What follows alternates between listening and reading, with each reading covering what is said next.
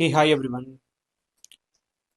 ఈరోజు వ్యక్తిగత జీవితంలో వాళ్ళ యొక్క పనులు, వాళ్ళకు దక్కే గౌరవం గురించి మాట్లాడదాం.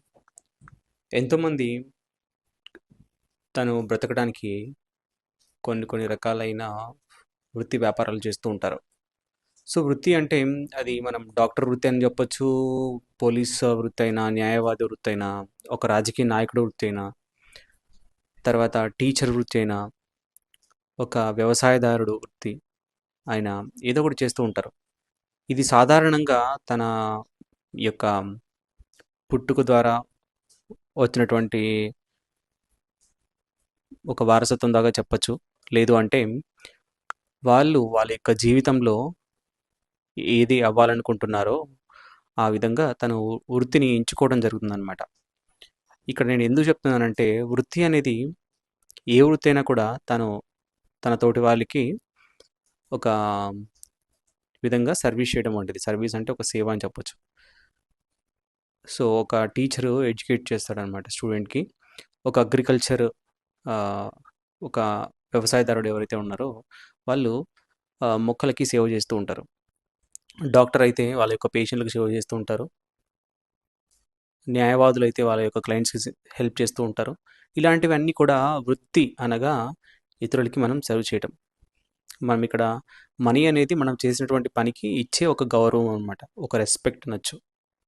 సో ఈ విధంగా అంటే ప్రతి ఒక్క వృత్తి చాలా విలువైందనమాట, ఇంపార్టెంట్. వ్యవసాయదారులు వ్యవసాయం మానేశారనుకోండి, తినడానికి ఫుడ్ దొరకదు.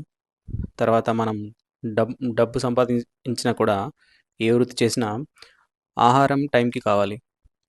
ఇలాగే చెప్పాలంటే మనం డాక్టర్ వృత్తి అనుకోండి, డాక్టర్ అనేవాళ్ళు చాలా ఇంపార్టెంట్. ఏదైనా హెల్త్ ఇష్యూస్ వచ్చినప్పుడు వాళ్ళు కూడా హెల్త్ అనేది చూస్తారు.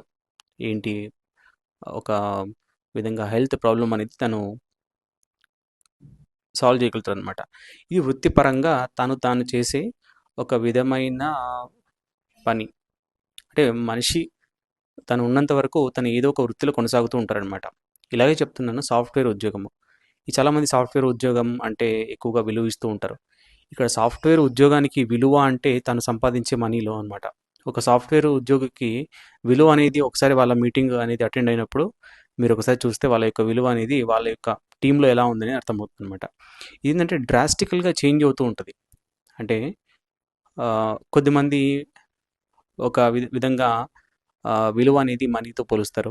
కొద్దిమంది విలువ అనేది వ్యక్తులతో పోలుస్తారు. కొద్దిమంది వాళ్ళ యొక్క గౌరవం అనేది వాళ్ళు చేసే పని మీద బట్టి ఉంటుందన్నమాట.